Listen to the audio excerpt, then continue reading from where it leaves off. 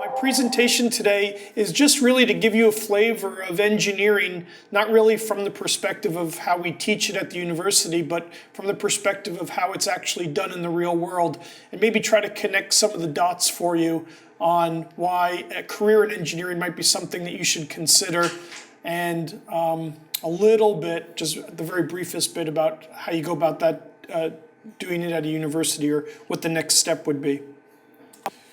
I always sort of try to start with something that's going to get people engaged and connected a little bit. And I want to convince all of you that we've taken a great leap forward, or depending upon your perspective, a great leap backwards. But we are all currently cyborgs. And a cyborg is a merger between man and machine. So a merged being or a merged entity of human beings and machines.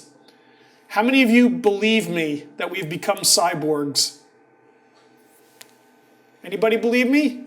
Maybe one person? So you're all kind of doubting, right? All right, here's the proof. Okay, is this a familiar pose for some of you? How about this one? Is that a familiar pose?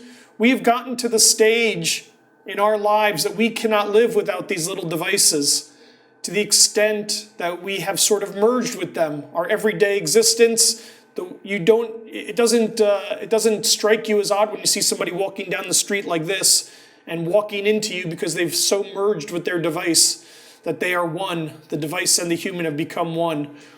Now this little thing here is a marvel of modern technology. You might take it for granted, but when all of you were born, the technologies to make a smartphone a reality and an affordable reality were just being invented.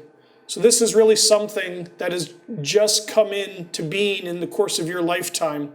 And that's a really significant thing from the perspective of engineering, because what that means is that in your lifetime, the technology that is invented or prominent 15 years ago or 15 years from now will be reinvented and thrown away within the next 15 years, and a totally new technology will come on board.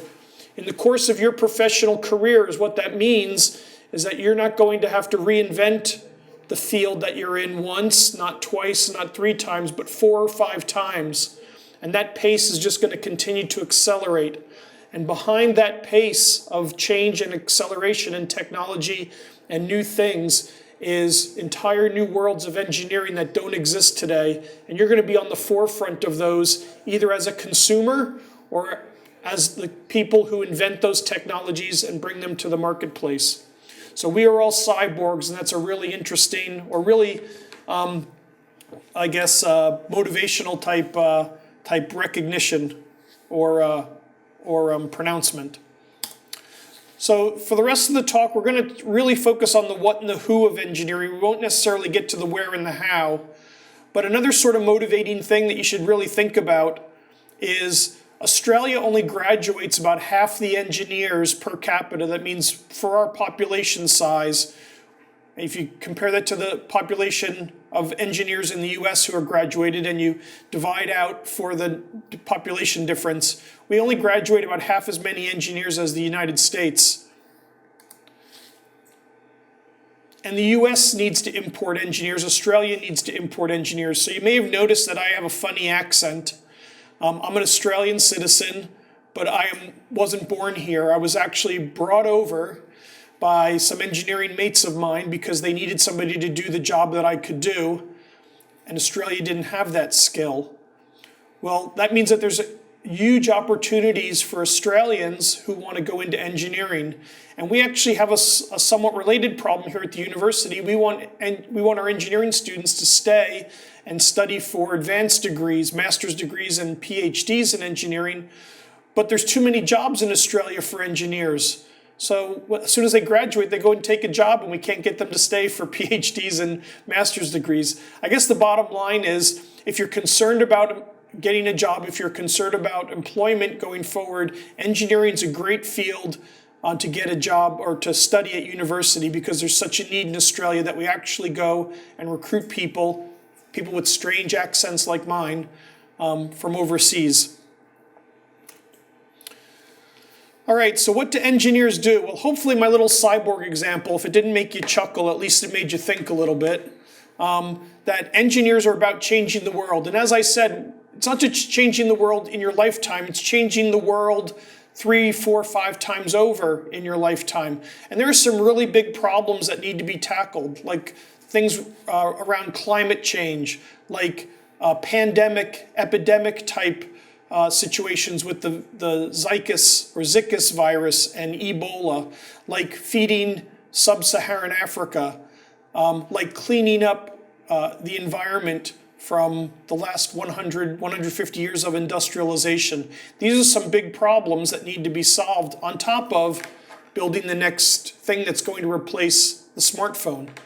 And so there's all sorts of great problems to work with, and you have a tremendous opportunity to change the world in your lifetime, basically, or change the world several times over in your lifetime. And engineers are at the heart of doing that by applying the science and technology that we have available to us to solve those problems. More often than not, people associate engineering with actually designing stuff. So when I started in engineering, well, or maybe after I graduated or did my PhD, the picture on the left there, that sort of reddish black cube, was the state of the art in computing. That was a massively parallel computer. It required a special room, and it basically was used to predict the weather, among other things. And that was the state of the art in engineering of computers back then. Well, today, I know it's sort of old hat, but a Wii is sort of state-of-the-art computing today. And you may be surprised to learn that the computing power inside of a Wii is approximately the same, and in some cases exceeds the computing power of this state-of-the-art machine from 30 years ago. So basically, in half my working career lifetime, because I plan on working another 20 or 30 years, in half of my working career, we've managed to take what was a specialized piece of equipment that only a very few people could use for very specialized applications, and basically put it in every lounge room in the world. And that trend is just going to continue. That's a design problem that's been solved or that's been worked on by engineers just in a few decades. So engineers design stuff, and that's one of the things that people will often say that engineers do, is design stuff. People don't often say that engineers change the world. We engineers like to think of it that way, though. Okay, engineers also build stuff. And engineering's a great field to go into if you like to build little things like computer chips, or big things like bridges, tunnels, roads, airports. Huge buildings have to have architectural engineers associated with them. But the other cool thing about being an engineer that builds stuff is that it provides a vehicle or an outlet for you if you're artistic or have any interest in making beautiful things, beautiful big things. Now, the reason why engineers have to be involved in designing beautiful things or big things is that engineers are well equipped or well trained to assess the risk around building some of these big structures. So making sure that the bridge doesn't fall down, for example, would be a pretty big requirement that the people would want to have before they'd actually start building the bridge. So engineers are trained to assess what those risks are and guarantee to the public that the risk is small. Interestingly enough, when the Harbor Bridge was built, it was expected that a few people would die when that bridge was built. I don't think anybody was actually killed in the building of the bridge, but in some of the bridges that were built around the same time, a dozen people would have been killed in the construction of that bridge. I think when they built the Golden Gate Bridge, 7 people died, which was built at roughly the same time. And if you fast forward to today, there's a beautiful bridge that was built in Portugal, or was it Spain maybe. It's an absolutely fantastic bridge that was built across some water in Portugal. And the accepted practice for building that bridge was nobody should die. And in fact, nobody did die in the building of that bridge. So over time, what we do as engineers, or the standards that we're held to by society, can change as well. But I guess the interesting thing here is if you like building things, you like designing things, and you like perhaps doing either one of those with beautiful things or with some artistic bent, then you can do that as an engineer as well. Most of you will know what this is. It's a Wi-Fi router. Now, why do I have this? So why do I have this here? Well, because, yeah, the bridge was built a long time ago. The Harbor Bridge was built a long time ago in Australia, and maybe we don't build so many bridges anymore. And we don't actually manufacture many computers here in Australia, so I'd have to go someplace else to do that. Well, maybe not. The venerable Wi-Fi router was actually first built here at Macquarie University in 2000 with a few of my mates from CSIRO and two professors here at Macquarie University, Dave Skillern and Neil Westy. They started a company based on their research here called Radiata, and they were the first ones to actually build Wi-Fi. So even though you may not think about Australia as a powerhouse in engineering, it's quite possible, and it's going on today, it's gone on in the past, and there's no reason to expect it won't go on in the future, that some engineering breakthroughs and some very, very unique things like Wi-Fi or like the cochlear implant or like the bionic eye will be invented and popularized and brought to the market here in Australia. So if you like to do things and you want to remain in Australia, engineering is a great way to do that. And finally, one of the things that engineers do, and you may not be aware of, is engineers basically solve problems, whether it's a design problem or a construction problem or solving the problem of how to get data from one place to another without needing a wire. Engineers solve problems. And that's a really interesting thing as well, because there's plenty of problems and some of them have almost nothing to do with engineering or what you would consider engineering, for example.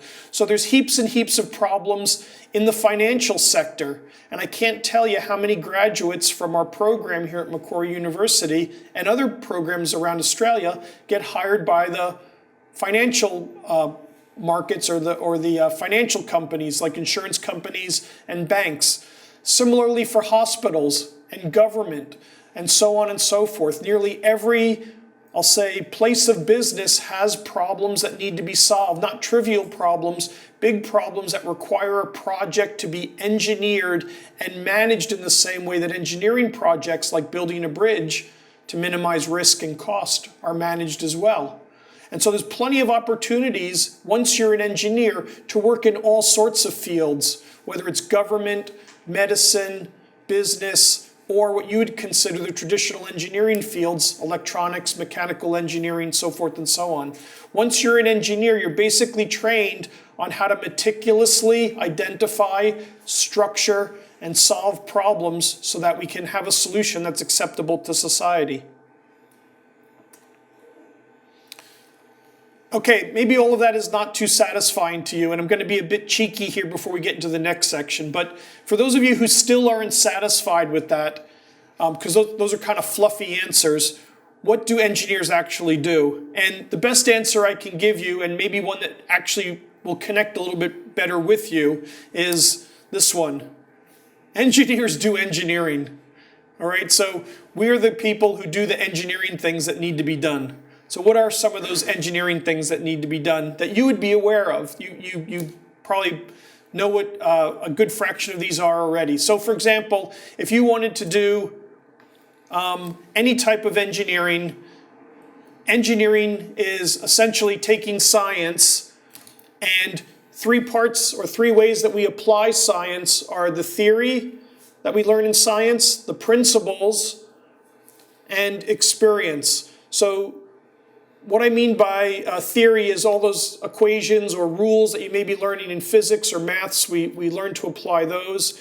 The experience, engineering is a practiced art. We don't just study it in a vacuum, we actually do it in the real world. We build things, and sometimes there are tragedies, sometimes things don't go the way we plan. We learn from those, we pick up the pieces, literally and figuratively, And then we create principles around both the theory and the experience that guide us to do it better next time, whether it's make it stronger, make it last longer, or just make it more beautiful and acceptable to the needs of society. And that's a key aspect of engineering as well. I just said a moment ago, engineering doesn't exist in a vacuum. Engineers have to deliver acceptable solutions to society, and sometimes that's a really well-defined thing. Sometimes it's not, and sometimes it changes over time. So let me give you, for instance, 100 years ago, nobody cared what you did with your industrial waste after you got done manufacturing something. So a byproduct of refining a lot of aluminum or iron might be mercury. And so you'd have these barrels of mercury that you would create through the refining process, and you just store them out back, or you dump them in the local creek, and nobody thought too much about it. Well, fast forward 100 years now, or longer, and the idea of keeping a few barrels of mercury out in the back shed or dumping them in the local creek is totally unacceptable. Somewhere along the lines, the standards that society has held manufacturing to changed. And in one sense, that's a bad thing because it's added a whole bunch of cost and complexity to how we manufacture things. But on the other hand, it's created all sorts of opportunities for a whole new field, environmental engineering, to come to the forefront. And so there's a really exciting area of study, environmental science and engineering, where you actually learn how to not only clean up the messes that people made 50 or 100 years ago, but you actually learn how to not make the messes in the first place. And so there's a lot of exciting engineering being done in that field simply because society woke up and held manufacturers and engineers to a different standard.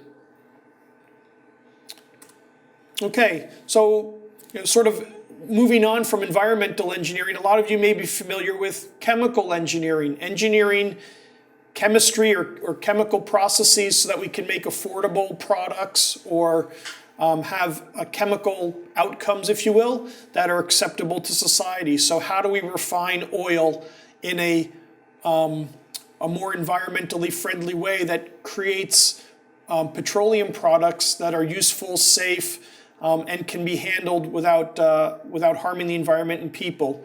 Well, if we dump the chemical engineering particulars into this definition of engineering, we come up with a definition for chemical engineering, which is the application of chemistry, because that's the science behind chemical engineering, through theory, principles, and experience to meet the chemical needs of society. And those, again, could be, we actually want to make products that people need, like plastics or vaccines. You could consider that a kind of chemistry as well, but it could be also cleaning things up on the other end, making clean chemical processes. But again, it's meeting the needs of society. So you can see how we can play this game with other fields of engineering that you may be aware of. So a lot of you have computers at home. You may be thinking, oh, I like writing software, or I like playing video games, or I really like how the internet works. This might be something interesting for me. What does that look like in terms of a definition for writing computer programs? Well, that's another field called software engineering. And if we drop in what the science behind software engineering is, that turns out to be computer science. So software engineering is the application of computer science through theory, principle, and experience to meet the software needs of society. And you could play this with any branch of engineering and most branches of science. So if you consider what, let's say, mechanical engineering would be, well, what we would drop in there for the science is actually physics. So mechanical engineering is the application of physics through theory, principles, and experience to meet the mechanical needs of society, and so forth and so on. So if there's a type of engineering that you're interested in, or a type of science that really fascinates you and you want to understand what field of engineering that might relate to, send me an email through Casey, and I'll be happy to answer that for you and talk about what universities here in Australia or around the world you could go study that form of engineering at. Okay? Now, that's the actual fields of engineering. Beforehand, I was talking about designing things and building things. How does that fit into our understanding or definition of what engineering is? Well, it turns out that there's something called the engineering process. And while you have to study a particular field of engineering, because you need to get all the maths and the physics or the underlying science that underpin or form the foundation for that field of engineering, there's actually a whole process that goes into engineering things. We just don't sit down when we write software, believe it or not, and hack together a solution. There's a meticulous way that we go about designing and writing and testing software. There's a meticulous way that we go about building a bridge. We just don't sit down at a CAD program or a drafting table in the old days after breakfast and draw a beautiful structure like the Harbor Bridge and then tell a bunch of guys to go build it. No, what we do is we have a process that is pretty much the same for the last 150 years and pretty much the same across all forms of engineering. And for lack of a better term, I call it the engineering process. And it involves something we call a system, and it involves something we call design, and it involves something we call test, manufacturing, and application. And in point of fact, it involves putting those in the proper order of understanding that when we want to make something, we want to solve a problem, it has to fit in the context of what we call an overall system. So for a bridge, that means not just understanding the bridge and how it's going to support its own weight and how it's going to be able to support the things that we want to have cross the bridge. It means understanding the bridge in the context of the water that it's going over and the land that it's going to sit on.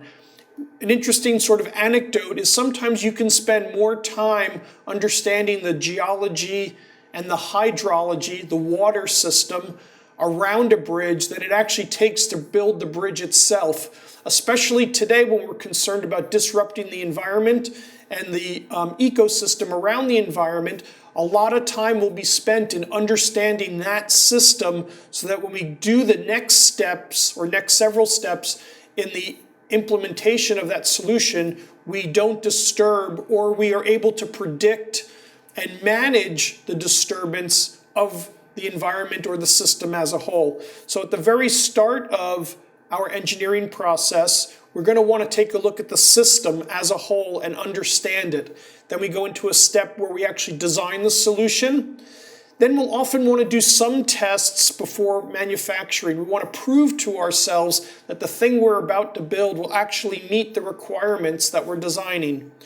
Of course, then we'll have to build something, and oftentimes between building it and actually applying it or using it, we're going to do a bunch of additional tests. So the test and manufacturing thing may happen together in a what I'll call concurrent way, and we'll come back to that in a minute. But after we've built it and we've tested it and we've certified it, then we're going to go into an application phase where people will actually use it. Now, this is a very simple model of how engineering is done, but you can see some of the roles that we talked about already in what is engineering. There's the design step, the manufacturing piece is the building, but there's all sorts of other fields that open up when we look at the engineering process. You could be a test engineer. Well, what does that mean? Well, if you are interested in software engineering, but you really don't like to write software, you like to break it, you can have a fantastic career, actually a vital and valuable career as a software test engineer. Somebody writes the code and you get to tell them all the things they did wrong by breaking it before it actually goes into an application phase. You can be a systems engineer. That's the person who doesn't just look at the one slice of what it is we're building. They want to look at the entire system and how it interacts and how all the pieces fit together to make sure that we're asking the right questions and solving the right problem versus any problem. And application engineers. Application engineers spend a lot of time working with the end users to make sure that whatever is designed and built and tested is meeting the needs of the end user. And oftentimes that could be discovering great new ways to use things in a way that they maybe not were intended to use in the first place. And if you if you don't think that that's a significant form of engineering to do, I highly recommend you find Apollo 13 on Netflix and watch that, because that's a tremendous story of saving 3 people's lives through application engineering, using stuff in a way it was unintended to be used. Those engineers did an amazing job, and it's a fantastic story of how exciting a career in application engineering could be. And the reason why I single that out is because application engineering is a huge field here in Australia, because we don't manufacture many of the things that we use. We get them from someplace else, and then we apply them here in their intended or new and unique ways. The engineering process can be expanded into a lot more detail. So this is a much more functional, I'll say, flow or serial design process that would actually get executed in the course of the complete lifetime of a product. So I talked about the smartphone to start off the discussion. One of the things that we did previously with the first generation of mobile phones back in the 80s and early 90s is we never thought about how we were going to dispose of these once we were done with them. Today, smartphones are designed for that last step, end of life, in such a way that we can reclaim a lot of the metals and we can recycle a lot of the materials, so we don't wind up with 1 billion cell phones going into a landfill every time Samsung or Apple decide to come out with a new series of smartphone. So the engineering process is a lot more detailed than we talked about earlier, and I've included some more testing phases in here. I've included some more design phases in here. I've broken up the systems engineering into gathering requirements or asking a lot of good questions. Functional specification would be where we start to think about what the answer could look like in terms of building blocks. And then a couple different design phases, different testing. Manufacturing, deployment is where people actually start using it, and then end of life is where we think about how we're going to replace it with the next thing. Now this is one way to do the engineering process. There's all different kinds of ways that we can arrange these steps, if you will, and tasks that engineers have to do so that we can either speed this up and get a solution much more quickly, or we can arrange this to make sure that at every step we get the best, most detailed understanding of what we're going to do. And it turns out that the serial design process is most often used for what we call mission critical projects. So projects when we can't mess it up, we can't stuff it up. We have to get it right the first time. And typically in the serial design process, we spend a lot of time making sure that we don't go to the next step until we've answered all the questions to the best of our ability. We've understand the risk, we've quantified the cost, we've designed in the benefit. We want to understand all that before we go on to the next step. When we need to speed it up just a little bit, we use something called the concurrent design process. And here I have a simplified version of the engineering process with system design, test, manufacturing, and application. But now I'm doing the mechanical and electrical and software bits in parallel instead of doing them in a more serial fashion. This means I have a design team. I have at least 3 people working together to do all these things in lockstep. And this lets me do things a lot more quickly. Here I'm showing that I'm doing the system design as a solid block, which means I'm having all those people work together in a team. When they get to the design step, you'll see I have 3 separate bits of design. They're going to go off and do their design separately and work in their own little silos of engineering. The software engineer is going to apply computer science. The electrical engineer is going to apply electrical science, which is a form of physics or semiconductor science. The mechanical engineer is going to go apply the area of the physical mechanics or physics of the world. They're going to go off and do those pieces, and then they're going to come back together when they get to the test phase and do a whole lot of work as a team. They'll manufacture one thing together, and they'll put it out there for people to use it as one thing together. This is what we call the concurrent design process. And it should have said concurrent at the bottom, but it doesn't. And this is a faster way to get engineering done. There's an even faster way that I'm not going to talk about today called agile engineering, where we actually go around this loop really, really quickly until we know enough about the problem to go and build the actual thing that we're going to give to people to use.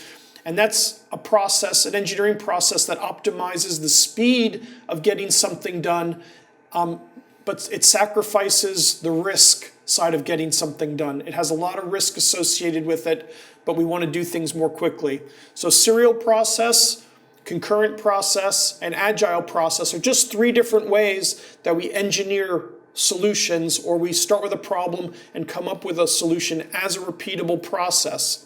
And I guess to end, or to begin where we started again, if you really want to know what engineering is and what engineers do, it's not enough to know about what the roles are. It's not enough to know about what the disciplines are. It's not enough to know about what the process is. It's important to know that engineering is quite different than how we do science. And you're probably familiar with something called the scientific method, which is a way of asking a question and getting an answer, or a way of asking a question and disproving an answer. The scientific method is designed to disprove things, not to prove things, interestingly enough. In engineering, we want to predict things. We want to know what the risk is. We want to know what the cost is. And the reason why most business concerns around the world want to hire engineers is because they want to know how long it's going to take until I can get an answer, how long it's going to take to get to that last application step.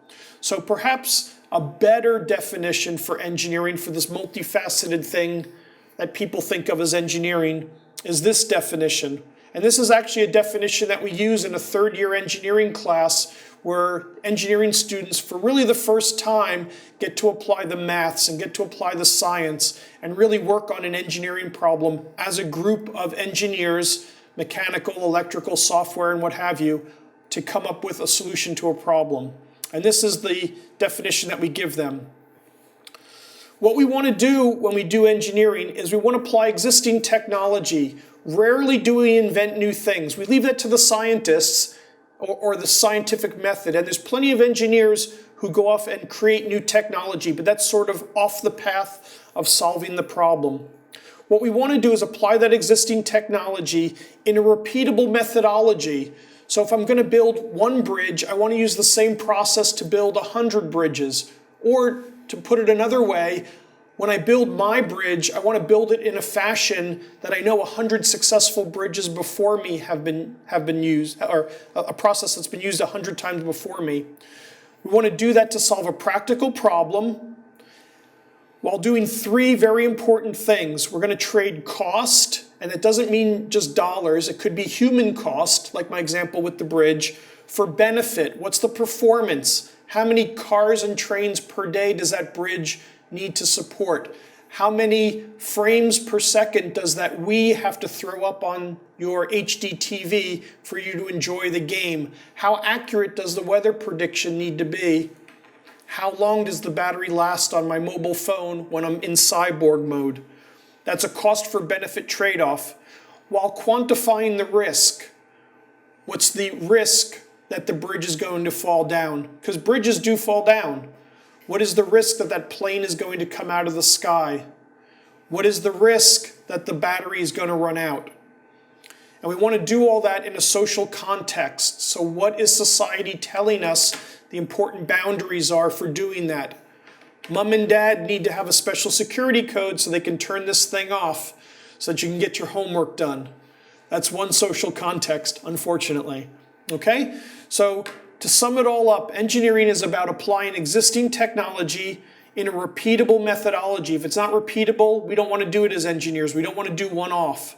We want to use a whole bunch of experience that people have developed before us. So applying existing technology in a repeatable methodology to solve a practical problem, trading cost for benefit and quantifying risk in a social context. That's engineering. And if that sounds exciting, whether it's software engineering or bridge building or chemical engineering, then maybe engineering is something that you should look into. And that's all I got to talk about today. So I'm happy to take any questions that you may have.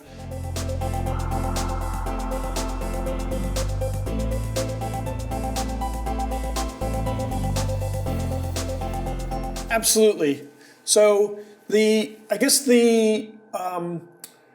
two fields that you may want to look at if you're interested in if the physics and the science and the maths aren't as exciting to you, just let me be clear. You do need to do some maths, okay?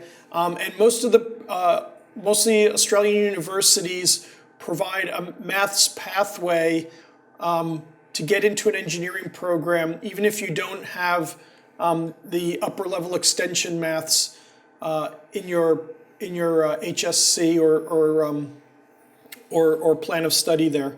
But the two fields of engineering you may want to look at, one is called systems engineering. So the one I talked about right up front.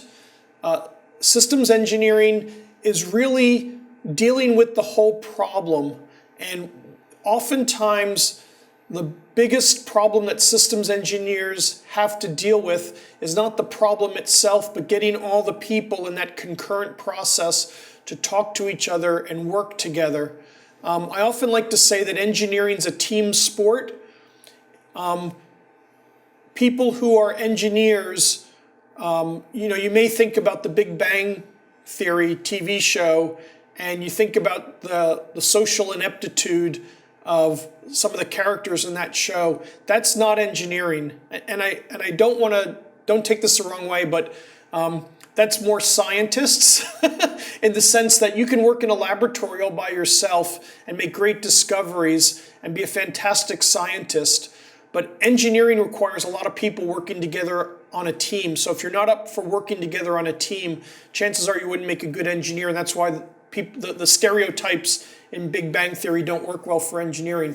But the systems engineer is responsible for making sure that all the other disciplines do their parts, not so much in a management or overseeing kind of way, but in an integration kind of way. So if the electrical engineers are coming up short on their ability to get the performance and the cost that's needed on a project, you may have to go and work with the mechanical engineers or the chemical engineers or one of the other disciplines to get the cost back in line for the overall solution. So oftentimes, if you're really great working with people and doing a bit of horse trading and understand at a technical level all the things that have to add up, if you will, to make the whole solution, you could be a very good systems engineer. The other area that doesn't require as much maths but is very, very creative is often industrial or design engineering. I don't know if you can see this microphone, but clearly this is a bit of artwork, okay? But it's solving a technical problem of acoustics and reliability and electronics. But somebody, an engineer, had to design the form of this so that it works with those other disciplines of acoustical engineering, mechanical engineering, electrical engineering. But it's a beautiful design. That's something that an engineer had to do, an industrial or design engineer whose sole function is to make sure that the whole packaging of the thing works together with all those pieces to come up with something that's not just functional, but easy to manufacture and beautiful. So that's another form of engineering that's lighter on the maths and the science than a chemical engineer or a mechanical engineer. The other field that I'll throw in a third one, oftentimes people who are challenged by the maths find software engineering much more palatable. The maths in there tends to be not the heavy-duty calculus and differential equations that you need for the other disciplines, and it's much more fun for people sometimes, easier to get their arms around.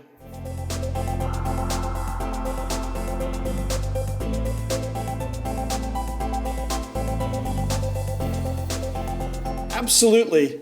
Absolutely. Two reasons to pursue mining engineering. One is that we're still pulling an awful lot of stuff out of the ground, and the world will continue to need us to do that. Well, that's the two reasons right there. We're doing it a lot right now, and we'll continue to do it. We may find better ways to recycle. We may find better ways to manufacture the stuff that we pull out of the ground. But the fact of the matter is we will continue to need to pull things out of the ground. And no matter how green we get, coal, for example, is the starting material for so many things aside from using it as a source of electricity or fuel to be burned for electricity. Coal and petroleum products are at the heart of all the plastics that we use. And even if we had 100% recycling of plastics, because of inefficiencies in those processes, we'd still be pulling coal and oil out of the ground.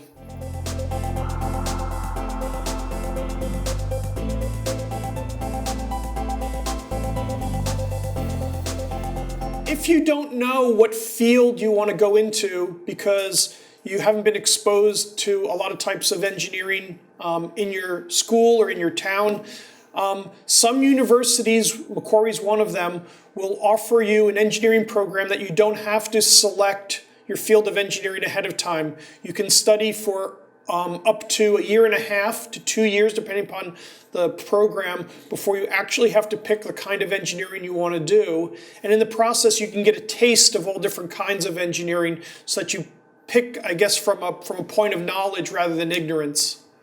The other thing you may want to do is, and maybe I'll send you all an email, is we have a program in Australia called First Robotics Competition, which allows you to build a robot, a significant robot. It's about 50 kilos and 2 meters high to play in a competition.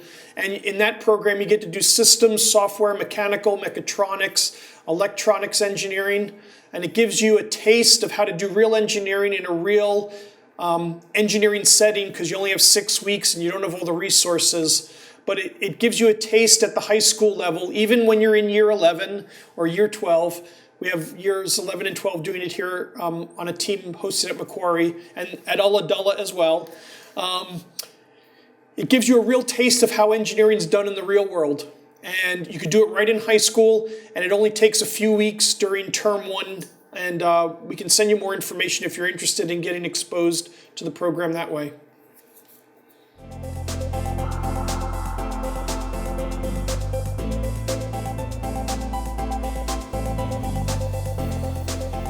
That's a huge field of opportunity if you want to be an engineer and stay in Australia. Application engineering is perhaps the most practical form of engineering, because you can't design something new, you can't manufacture something new. You're given what you have and you have to figure out how to use it as creatively as possible. So I find that part of engineering a lot of fun, and I did it for a good 10 years of my career, especially before I got here. I got to Macquarie University. I spent a lot of time working for a company that makes software to design wireless things, and our customers would come to us with the craziest requests, and we would have to figure out how to get the software to do that. We couldn't go and write more software because our software engineers were busy off writing the next release or fixing the last set of bugs that had gone undiscovered during testing. But it was our job to the best of our ability to get the software to solve this customer's problem. And we didn't have the opportunity. It was actually almost forbidden to write more software. So yeah, that's a really applied and practical form of engineering. Probably in the town that you live in or nearby, there's a company that does something called engineering services or mechanical services. And a lot of times those companies will go out and somebody's bought a bit of kit or gear from Europe or Japan or China, and those engineers in your town or community will go out to this company and will have to fix or retrofit a piece of equipment. They'll have to figure out how to make it do something that it wasn't designed to do, or fix it with something that you don't have exactly the right part. So that's a really creative and fun and very applied form of engineering that's quite extensive and popular in rural and remote Australia. Thanks very much. It was great getting a chance to speak with all of you, and I hope I get to see you sometime.